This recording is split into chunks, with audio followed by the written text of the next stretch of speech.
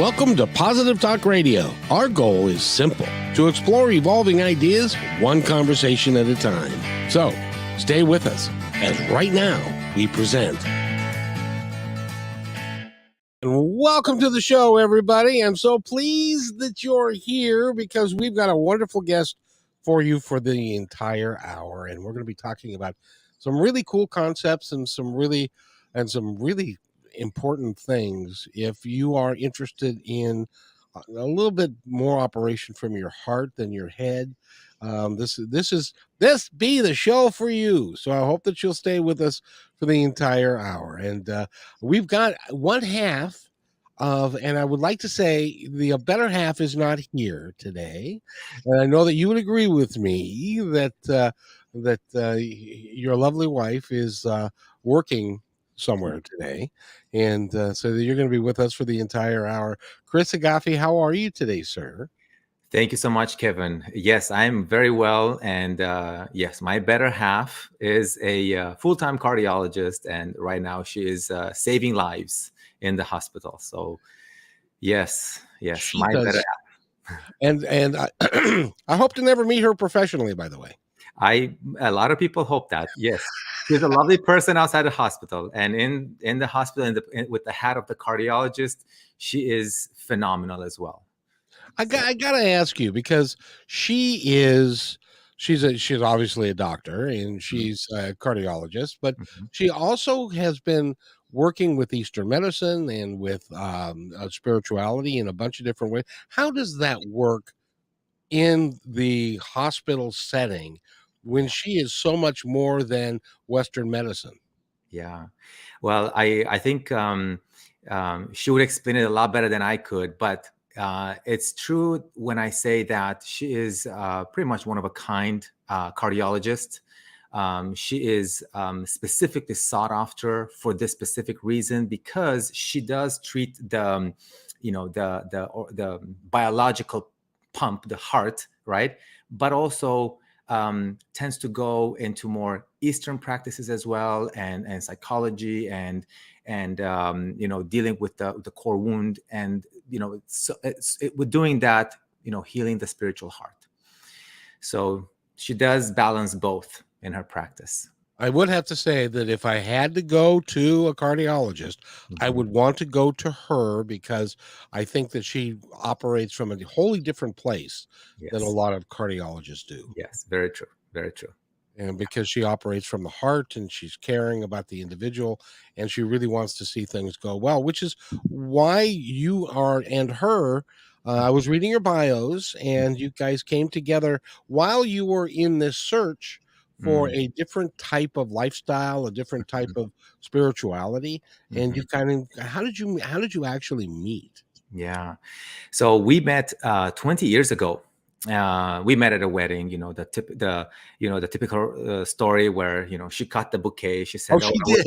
Yes, she did. She said, I will never, go there and catch the bouquet. But then, she elbowed her way to the front of the group and she leaped forward. Literally, this is somewhere on a video, and I should put it in slow motion, because she did leap and she caught the bouquet. And so that's how we met. Yeah, it was a beautiful first love at first sight story. But I would say, like many love stories and couples coming together, we were completely, I would say, unconscious. In the sense that, we had no idea what consciousness was. We had no idea what, living a heart-centered life was.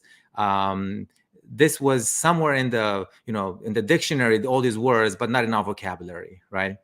So, we went on that path, in that way, just coming from the core wound, from the conditioned self, from the core, the patterns, the conditioned patterns, for about 10 years.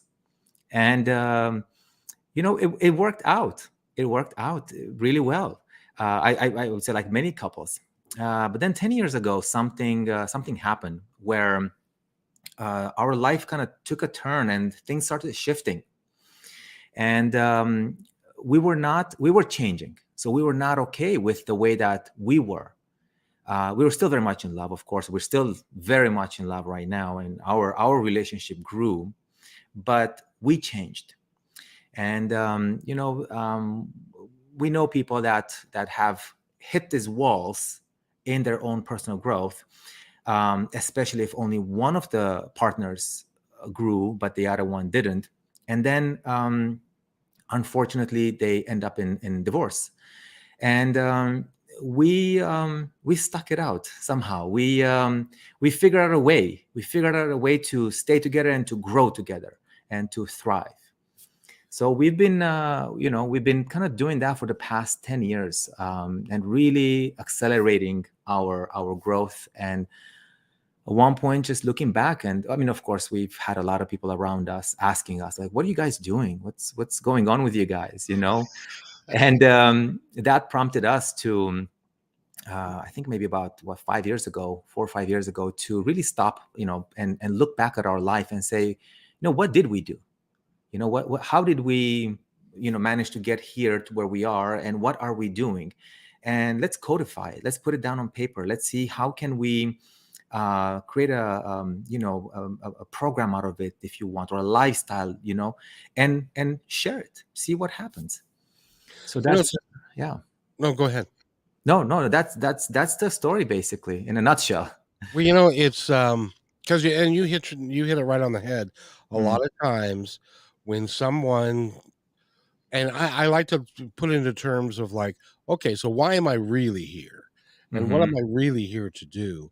And a lot of times one of the marriage partners will be having that conversation with themselves, and the other one says, well, I like the way things are. I'm not really interested in changing and doing any of the things differently. And what's going on with you, and what have you done with my husband, or what have you done with my wife? Because they're changing. And it's remarkable that the two of you were able to do it together. That had to build a stronger bond. It did absolutely. And I have to say, it was not easy. We hit a lot of walls, and I think even now looking back, I would say that the most challenging thing about growing together was the fact that, just like you said, we got used to to ourselves or to our partner being in a specific way. And so every now and then, when they would change, we would say, but hold on a second, I don't recognize you as being this way. And then I would, this is what I would do with her, with Madalena. So she would start changing. And at one point I'll be like, but hold on a second, this doesn't seem familiar to me. Even though I see some positives, it doesn't seem familiar to me. And so I would almost reflect back to her her old self. And that would stifle her growth. So, and then of course she would do the same to me, right? She would remind me of my old self. And I'll be like, oh yeah, I remember that old self. Oh yeah, that felt comfortable. Let me kind of go back there a little bit, right? But that was the most challenging part, because, as human beings, I mean, as much as we're growing, and we're being intentional, and that's one big piece of our lifestyle, to be intentional. I always say we always swim against the current of decades of conditioning. Right? We've been conditioned throughout our life, since our childhood, to be in a specific way, to think in a specific way, to believe, to have certain beliefs, or certain presuppositions about life that we believe to be true. And we get so comfortable with those. They become part of who we are. They become almost part of our identity. And so when we change, when we start changing and growing, we hit against this current that always wants to, like, no, stay the same, because this is where the comfort is. This is what you used to. So that's been the biggest piece, that's been a challenge. Did you find that in the course of time that there were friends that you had maybe 15 years ago, 12 years ago, that for whatever reason, because I kind of attune it to vibration, that you're vibrating at a higher level. And so a lot of times folks that are vibrating, it becomes uncomfortable for them to do. And unless they understand what's going on, did you find that there were friends of yours that you just kind of fade away? Yeah. No, that's a great question. Yes, absolutely. We've noticed that, and um, there were people that friends of ours that were questioning what we were doing. They were looking at our life, and again, we've been very intentional. So we've been reading tons of books in our life, programs, immersive experiences, all sorts of things, right? To For this purpose, to grow and to expand more into, you know it's funny I say to expand, but it ultimately is to come back to ourselves, Right. because through the conditioning we kind of tend to leave ourselves. So it's just about coming back to ourselves.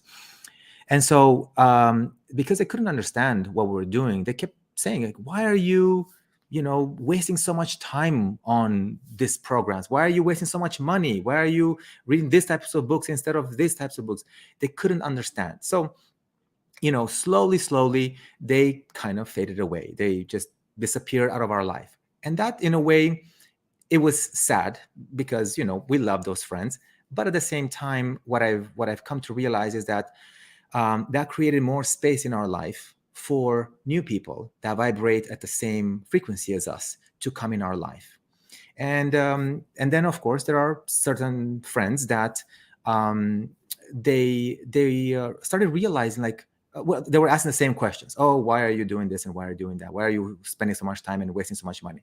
But then they started noticing some changes in us, and they got curious, and they asked us, oh, what are you doing? What have you been doing? Give me a list of things. So some of those friends, they started joining us on our journey. And it's kind of funny, because just the other day we went to dinner with these friends, and they told us, after they've been on their own personal spiritual journey for the past 2 years or so, and they confessed to us, so to speak, at dinner. They said, 2 years ago or 3 years ago, we used to judge you because we didn't understand you. Why would you spend so much money and time and doing all these things? And now, after they've done some of the things that we have gone through and lived this type of lifestyle, they were looking back and saying, "Oh my God, I can't believe I wasted all those years not doing that." So yeah, definitely, some people just fade away, and some people just tend to gravitate more towards you. Do you find that since you've been on this walk or this Mhm. journey, do you find that over time, you are getting the sense and the bigger sense that this is what you were destined to do all along, and it Mhm. just took a particular moment in time to kind of turn it on? Mm. Mm. That's a great question. Um, how should I put this? I Today, where I am today, having gone through what my journey so far, I would say I cannot imagine living life any way differently. Yeah. Um, because to me, see, it's not about, and it's not about, okay, we've been conditioned to look at life from the point of view of or through this lens of right and wrong, good or bad, and to me that's so disempowering. What's more empowering is to ask the question, like, is this empowering or is this inspiring? So to live life the way that my wife and I we live right now, which is an intentional, heart-centered way of living, to us is so empowering, because we have a philosophy, if you want, right? A way of looking at life and a way of interacting life from the place of the heart, that it is so empowering and inspiring. And I cannot even imagine living life any other way. And I'm not saying that this is the way, the best way, or anything like that. But we've tried different ways of living, conditioned ways, and ways that um, we were told this is the right way to live life, and it wasn't. And this is a lot more empowering to us. Well, it's gotta come from you. It's gotta come from the inside because Yeah. that's where it all resides. And in fact, you guys started a business and started working with people and coaching people. Mhm. And by the way, if you're interested in finding out more about what they're doing, you can go to heartq.com or www.heartq.com and you can find out all about them, and there's some great pictures there and what they offer, and the coaching that they do, and it really is important that you. So let me ask you this, because I know you were on a spiritual walk. See, I had the same thing happen to me. It was a Mm-hmm. couple of friends of mine got together, and I was lamenting the fact that it's like, this can't be it. I Mm-hmm. was talking with my a couple of relatives that were very religious, and they were talking about the end of life and life after death and stuff. And I said, well, Mm-hmm. that can't be just it. There has to Mm-hmm. be more to it. There's got to be a reason why we're doing it. And in their minds it was, no, you're gonna go and you're gonna die and you're gonna sit on a cloud and you're gonna worship God. Well, it's not enough. And so we were sitting there talking with a couple of friends, and they looked at each other and they said, we've been having the same conversation. And so that led to moving into a different direction, just like you guys are. But at what point, because there was a point in time, a clear decision that you guys made, where you said, okay, we now need to give back, and we Mm-hmm. need to help other people achieve what we are doing. Do you remember that conversation, or what the circumstances were around that? Yeah, yeah, no, absolutely, we do. And before I share that, I want to share something that you mentioned earlier that reminded me of a quote or something that someone said, which was to me was so powerful. You mentioned that your friends or relatives were saying that you live and then you die and then you go and on a cloud and worship God. All right, so you live and you die. Yeah. This quote that to me was so powerful and so inspiring because it applies not just to life in general, but also to points in life, stages in life, right? So the quote goes, I guess a wise person is speaking to someone else and saying, to you, um, life begins and life ends. To me, life appears and then disappears. That to me is so powerful because it implies a continuity. And then at one point, so you exist and then life appears, you go through life, you have the experience of life, and then it disappears, but you continue. And it's the same thing with stages of life or events in life, where something happens and we are not prepared, so to speak, to deal with those things. And we are so wrapped up in them that they suck us in and they become our entire life.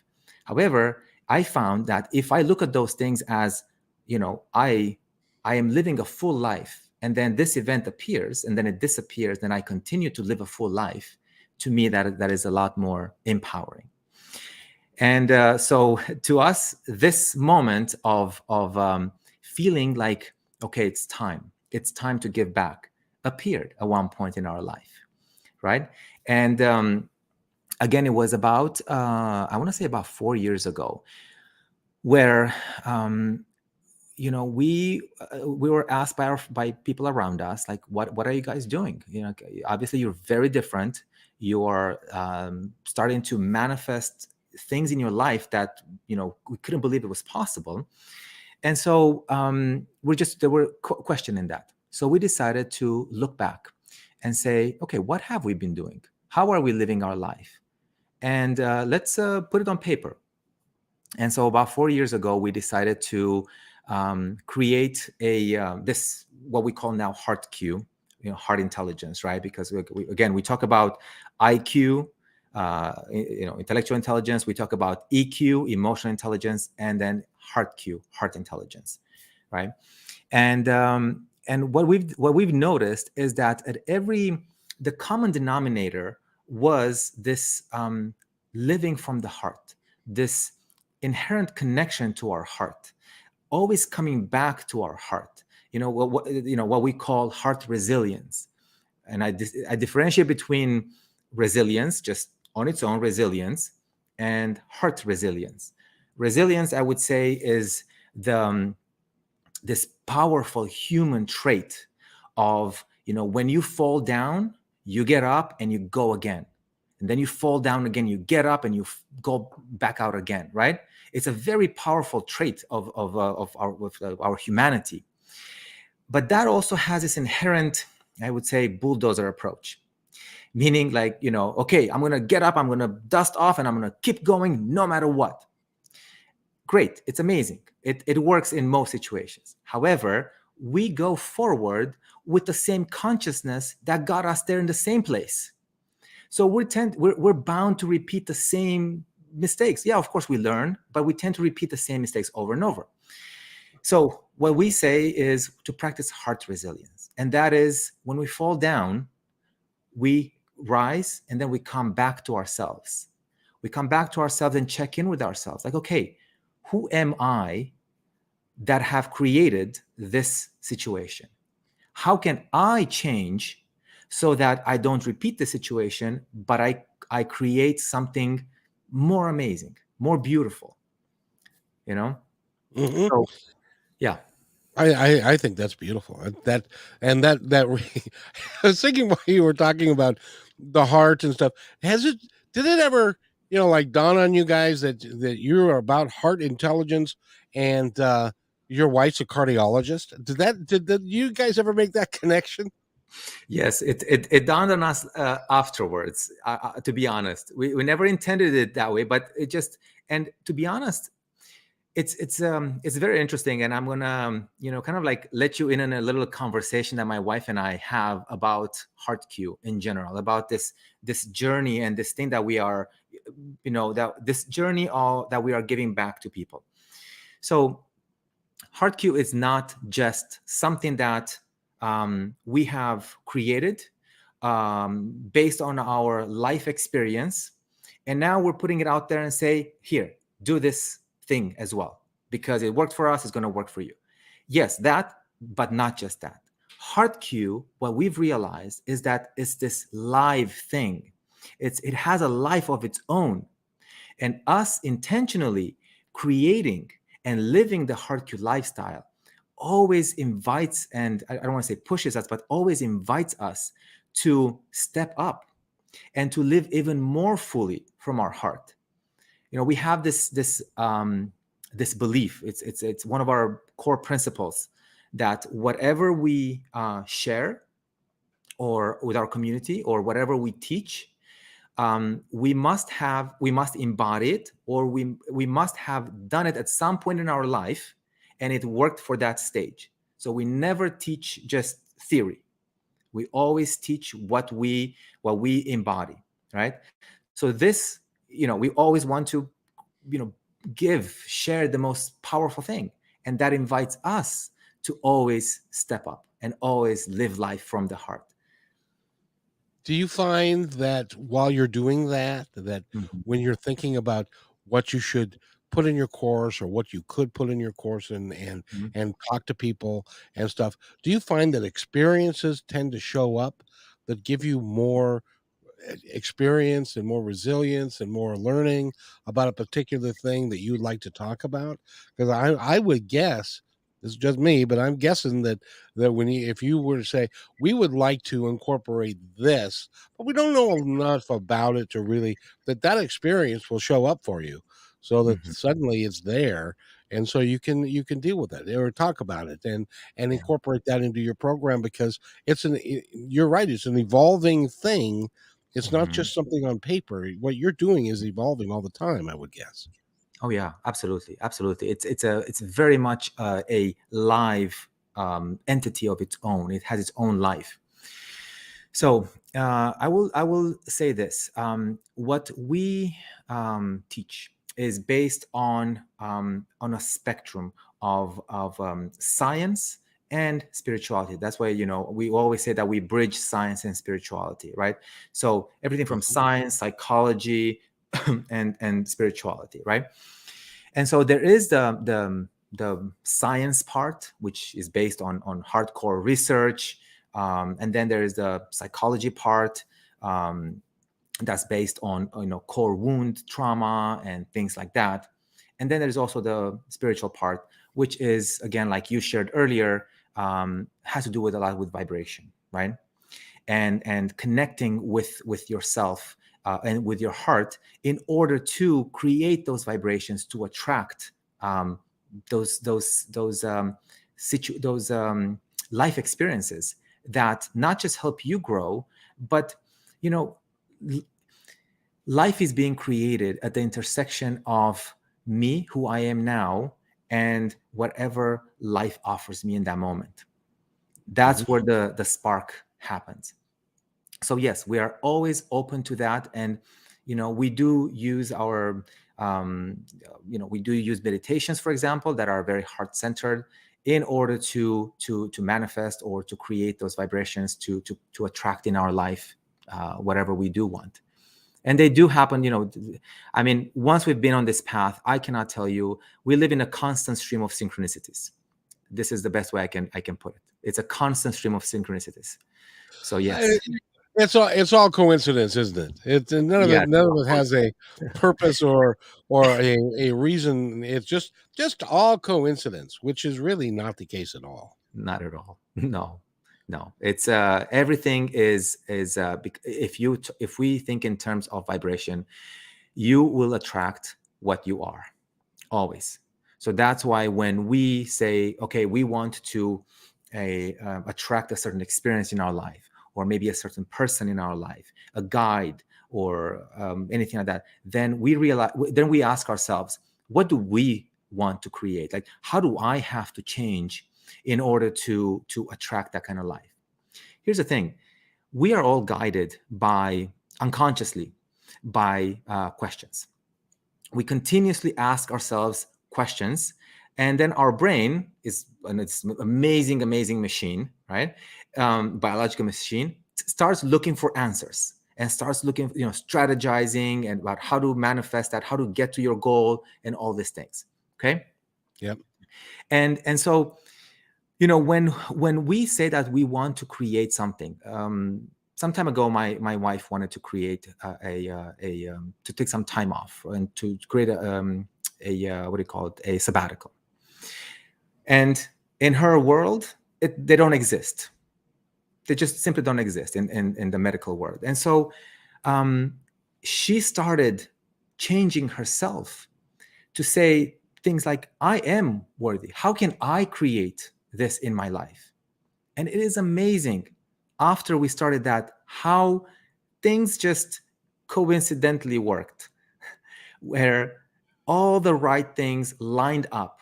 And yes, it manifested.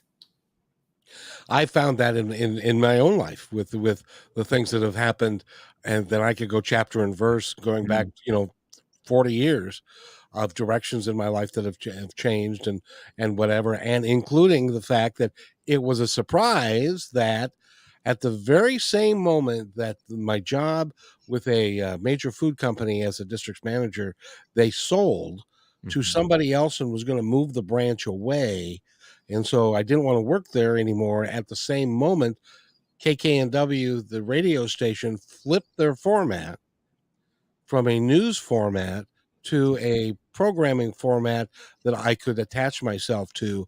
And it mhm, was like, I called them, and the gal said, well, it's pretty amazing that you're calling because we're just about ready to flip the format. Hadn't been announced yet. mhm. But, and so, and that continues. It Yeah. continues all the time. I believe firmly that me talking to you today was preordained, and it was an important thing for both of us to do for other people who will benefit from the message that you and I are talking about. Yeah, absolutely. And I do want to add one more piece there, because I feel like it's very important. And this is just a way that we live our life, and it's been absolutely amazing for us. So, a lot of times we want to create something, we want to manifest something, we want to attract something. It's a goal that we create for ourselves. I always caution my clients, because we create those goals from our mind, and our minds are limited. Our minds can only project forward what we have already experienced. So what we believe is possible for us is based on what has been possible so far for us in the past. So inherently, what we the goal is limited by our mind. So every time we set a goal for ourselves, we always say, oh gosh, I want that, or more, or better. Okay. So that's one way kind of, I guess I would say, to interact with the universe and interact with life. Another way that we practice is to completely open yourself up and say, I am completely open, and I receive anything that comes towards me. Okay. Now, for that to, because a lot of times people will be like, but oh my gosh, how can I do that? Like, what if I cannot handle that?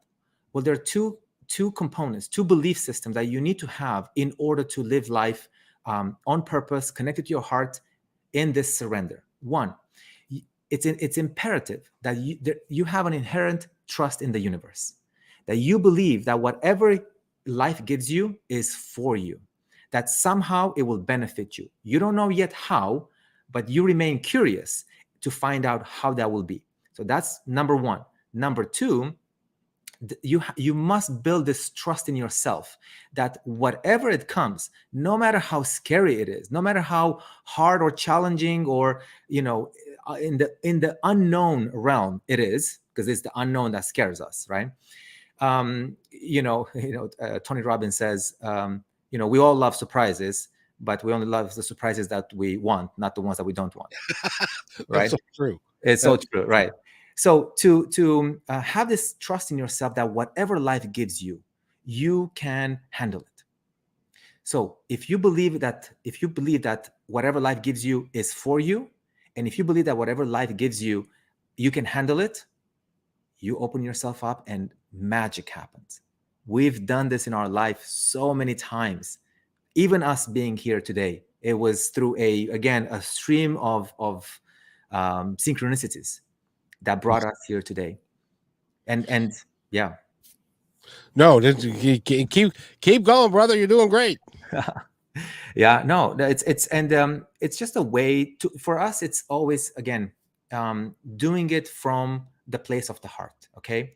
And when I say that, I'm always asked, well, what about the mind? What's wrong with the mind? Why not the mind? Or, why not the spleen, or whatever, So the heart is even scientifically proven that it has its own energetic center, right? It has its own magnetic field, and it even has 40,000 neurons, just like the brain has neurons. And so, heart math has done tons of research for decades on this, right? So there are actually more information going from the heart to your brain than from the brain to your heart. So the best way that we found to live life is to live life in this, what heart math calls coherence, heart-brain coherence. And that is that where we open ourselves up to life, but from the place of the heart, with non-judgment, with complete trust, and we allow the heart to dream. We always say the mind thinks and the heart dreams. So we allow the heart to dream, and we teach ourselves to listen, because we have forgotten. Our heart speaks to us all the time. It's just that we have been in our minds for such a long time, for decades, with the inner chatter, that we have forgotten how to listen to our heart.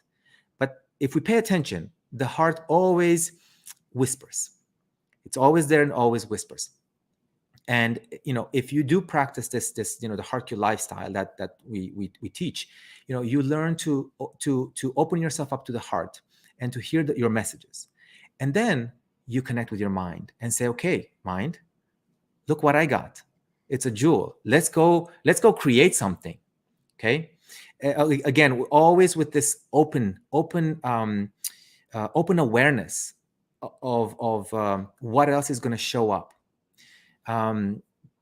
If I would say to anyone that is still has fear of the things that life is giving them, or anxiety, or any such emotions or feelings, I would say approach everything with curiosity. That childlike curiosity where you are, oh my God, I don't know what's going to happen, but I know it's going to be amazing. Right? I wonder how this is going to be for me. I wonder what life is going to show me. I wonder how I'm going to become better. Right? And this is another huge piece.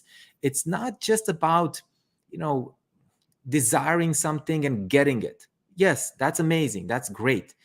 you anticipate something that you want to create in your life, or to manifest, or to achieve, whatever that may be the case for you. And then you tell yourself, I'm going to be so happy, oh my God, when I achieve that thing. And then of course, you achieve it. And then what? Maybe an hour, a day, maybe a week or a month, right, goes by, and then it all goes away, all that happiness, because now you're going on to the next thing, right? But Exactly. happiness is found in that journey towards your goal. So we always say, don't focus so much on the goal.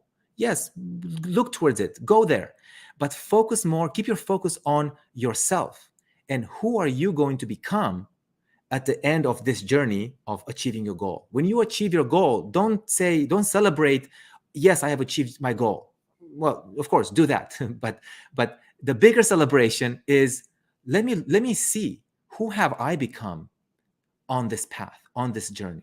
That is the powerful thing. Do you find that there are people who just can't get, for lack of a better term, their brain around the Mhm. fact that they can operate from a different place? That it's not a matter of, because the brain, at least mine does, it argues with me. Mhm. I it's like, I can do this. No, you can't. Yes, I can. No, you can't. But it argues back and forth. Do Yeah. you find that there are some but when I see, you've got me all discombobulated. So if I, so let me, when I'm operating from my heart space, Yes. then life becomes a terrific, wonderful, exciting adventure, because I Mhm. never know what's going to happen next, but it's always going to be for my best benefit, Yes. whatever that happens to be. Mhm. So it's if we're operating from your head, you Mhm. don't get that benefit. Is that right?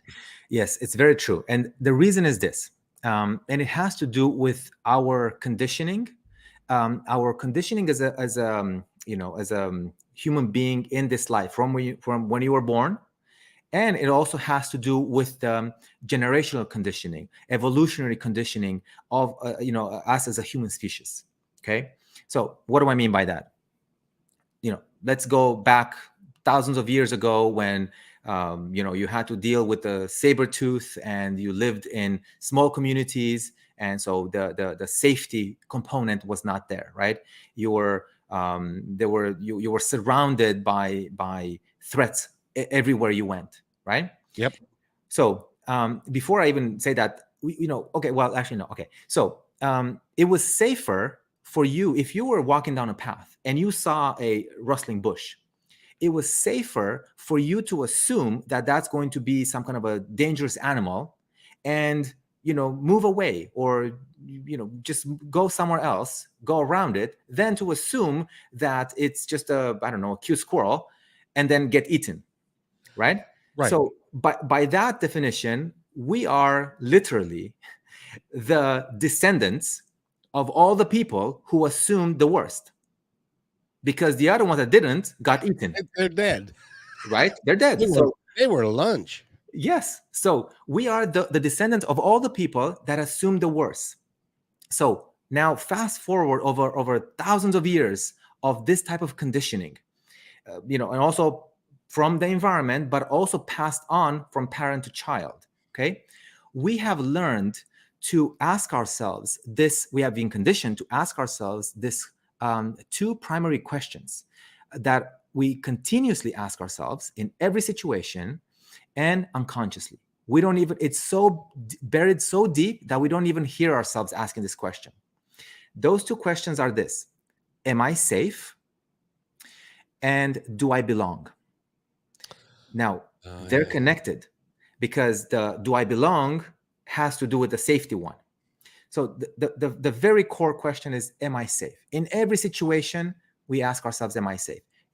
Maybe you're having a conflict with your spouse, or it's a feeling of unsafety, and you always ask yourself, am I safe? And so you put on your armor, your spear, whatever you use in your conflict with your partner, and that's how you interact with them, right?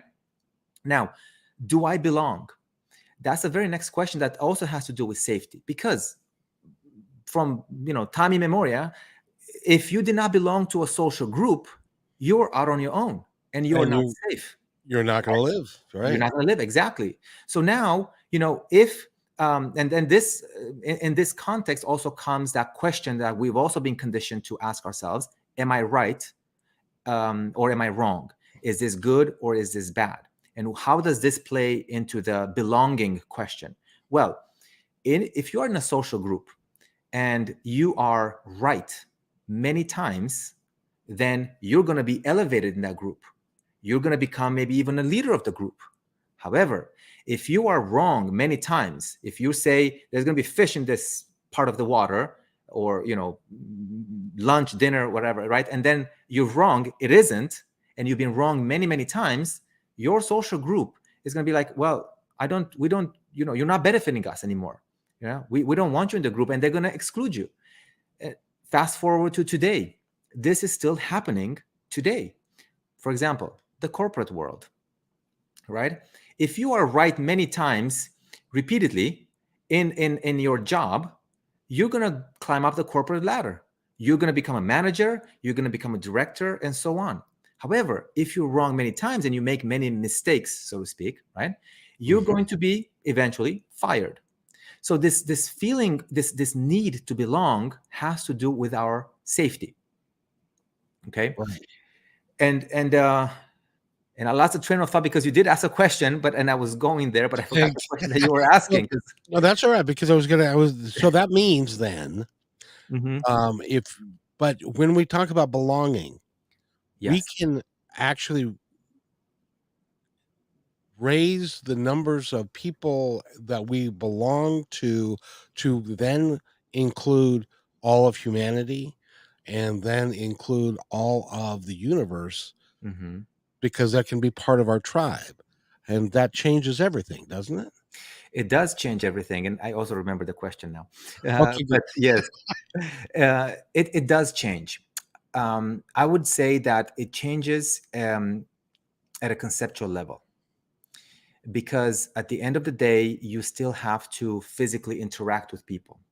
And if, let's say, two or more people interact from a place of conditioned patterns without the conscious awareness of themselves, conflicts tend to happen. And yes, it's true that we do belong conceptually to this larger community, and it does, just knowing that makes us feel good.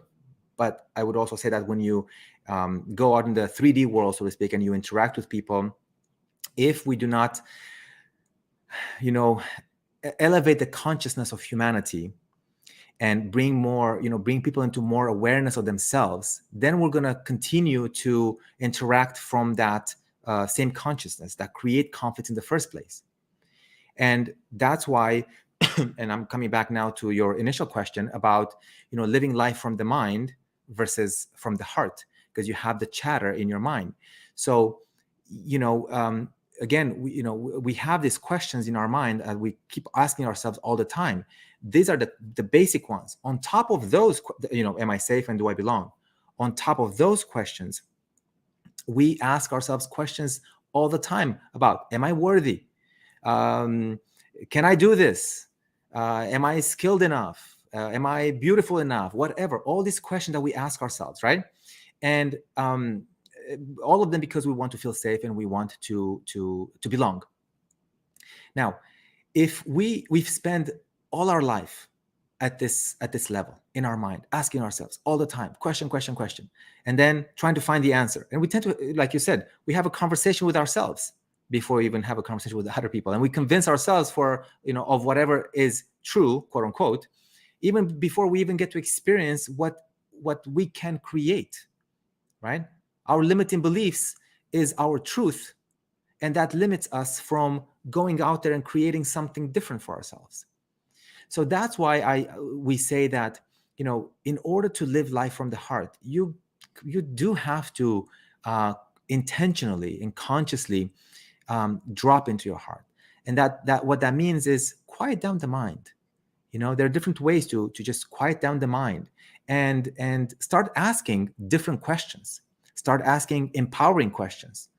For example, um, I'm, let's say, I'm about to go on this podcast, okay? And I could choose to ask myself, or I could, if I let my mind, the fear and all of that, ask myself, I could say, oh gosh, I remember this one time I messed up on that other podcast or whatever, that other experience. What if I do this again? So if I ask that question, my brain will be like, well, yeah, of course. I mean, if you did that in the past, you're probably gonna do it again, right? And how am I going to show up? What is my energy going to be like when I show up here? However, if I show up saying, okay, I don't know, whatever happened in the past happened in the past, that does not define me right now, and I ask myself, what can I create in the present moment with Kevin? Or, what am I going to learn in this conversation about myself? How am I going to become better at the end of this conversation, in some way? What wisdom can I allow to pass through me that will surprise even myself, right? So if I ask these questions, then I'm going to be in a very different energy, and I'm going to show up a lot more open, trusting myself and trusting the universe. You said maybe perhaps my most favorite word in the entire dictionary, Mm-hmm. and that is trust. Mm-hmm. You have to learn to trust yourself. You have to learn to trust the system. And that doesn't mean like we were talking about the law of attraction, or Yeah. it doesn't mean that you're going to say, I'm going to be a millionaire tomorrow. And if you're not a millionaire tomorrow, then it's failed. You don't know Yeah. the timing of when, but you can put stuff into action. And Yeah. then I got something that happened 20 years ago that came back positively to affect me today, 20 years later. Hmm. Um, and it happens all the time. Yeah. So Yeah. I really love what you say. You make it very easy for people to understand. Mm-hmm. And I want to get your website out there again. If you want to go to their website, which is heartq.com. I love it. It's very easy, and even I can do that. That's pretty simple. You have to Um, make it easy. Yes. but they've got a 21-day program. Before we go, talk a little bit about the 21-day Mm. program that you do. Yeah. Yeah. 21-day program is called Unleash Your Heart. And it's actually a very powerful program that we've kind of condensed, the most essential parts of our 10-year experience into these 21 days, and we only focused on those things that will move the needle the most for people. Because again, we can talk for hours and hours, and I can share with you philosophy, but these will be those things that will move the needle the most. So the program itself is constructed in bite-sized content so that people can digest it easily. You only need maybe between 10 to 30 minutes per day, depending on how much do you want to devote to yourself. Okay. And it's kind of split in three parts. The first part is the basically the uncovering, where we go into uncovering who you've been conditioned to be, but actually you're not. So we start removing all these masks that you have, that have kept you safe for all this time. And we do it in a very safe container, very compassionate container, right? We don't just remove them and then we leave you with nothing, okay? Completely naked, no. So it's done in a very thoughtful and heartful way. So again, number one is we uncover who you are not, who you've been conditioned to be, but you're not. Second part, the second week, basically, now that we know who you're not, let's discover who you are. So let's connect with your heart. Let's connect with your passion. Let's connect with your core values. Let's create them if you don't have them, right? If you always have core values, you're just not aware of them. That's what drives you anyway, right? So let's bring everything into the light. Let's shine the light of awareness on you, that authentic version of you, that highest version of you, right? So we do this in a very, very heartful way, very uplifting way. And then third one is okay. Now you know who you're not, and now you've discovered who you are. Great. Now what? Well, now let's create. What do you want to create? right? So we go through an entire week of envisioning and starting putting the building blocks to creating the life that your heart really dreams of. You know, that whisper that keeps coming up every now and then and says, "Ah, I want this for you. I want this for you. You deserve this." You know, we start creating that, and in that, you know, we and it's very action based. It's not just this ideas and all of that. No, no, no. It's very action based. We work on action steps. We work on habits. We work on even reasons. We tend to always make all these grand plans and action steps, and put everything in the calendar. But then we have reasons, so we work with those as well. So it's a very comprehensive program that will really kind of bring you back, as we say, bring you back to yourself, so that you can actually live a heart-centered life, an authentic life on purpose. I really like that. And you guys have worked it out so that you forget who you're not, then you discover who you are, and then how, now that you've changed, how you gonna make that work for the rest of your life, Yeah. and to continue that path. I wanted to ask you, there's people that are going hearts and thing and what energy, and is your heart your soul? That's beautiful. So when we talk about heart, it depends on who you ask, because we've talked about HeartQ and we brought this to cardiologists, right? And so for them, it was very much like, what do you talk about the heart? What heart? The heart is here. It's like this pump, this thing here, right? And so, yes, there is the biological heart. Then there is the feeling heart, the energetic heart, the spiritual heart, right? We all have these hearts. They're all present in us. And I found that the answer to that question is, and you may or may not like this answer, I put this up front, is whatever you feel is most empowering and inspiring for you. Because if you feel that my heart is my soul, and that drives you to live life in an authentic way from this place of the heart, amazing, beautiful. If you believe that the soul is something separate than your heart, than your human experience, and your heart is a way for you to connect with your soul, to this higher version of yourself, or whatever your soul, then let that be your driving force in life. It's, again, we always say this thing, and there is no one way to view life. There is no one way to get to your heart. And we kind of chuckle when we have these people, or say, this is the way, this is 1, 2, 3, 4, these are the steps, this is how you get there. No, there's so many ways. There are individual ways, and we're so different, and we embrace this differences, and this magic that we all are. We're all unique. I agree with you 100%. And the thing is, the day of the guru is gone, in my opinion. We should not, as an individual, you need to follow your heart, what's inside of you, and how you feel about something, not what somebody else is telling you how to feel. Yes.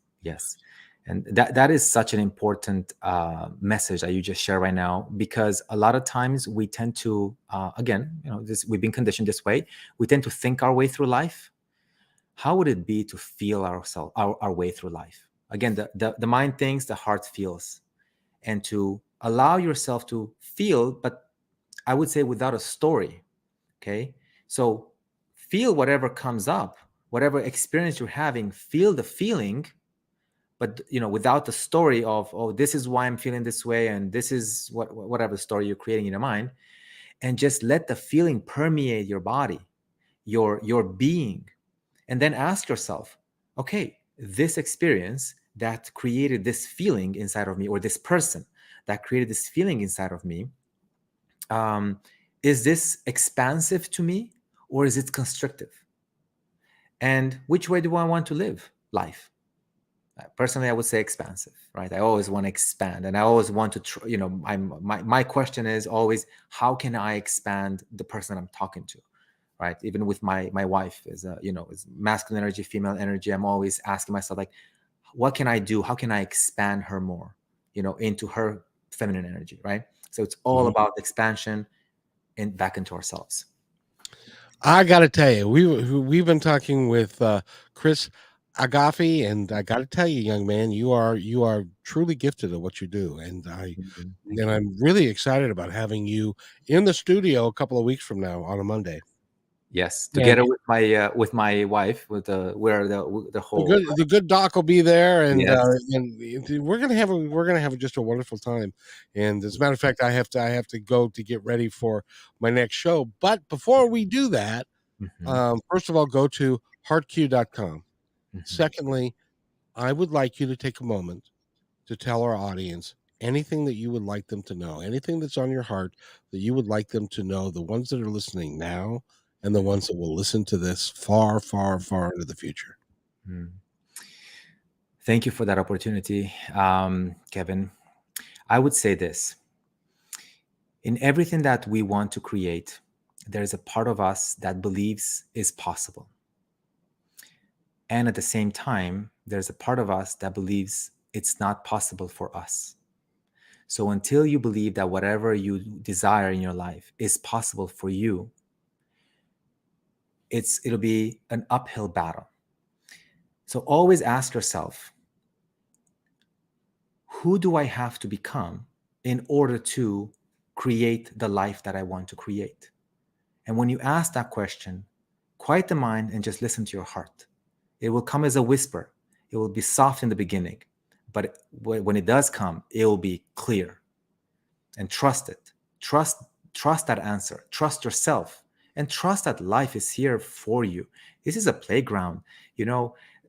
Go forward with curiosity, that childlike curiosity. What is around the next corner? What am I going to discover? And yeah. And I'm very excited about the next corner. Me And too. what's coming around. It's life is. I used to think life was hard, but life is fun, and Nice. it really is. It's a good time that we're having here. So, by the way, Cris, thank you so much. Go to heartq.com.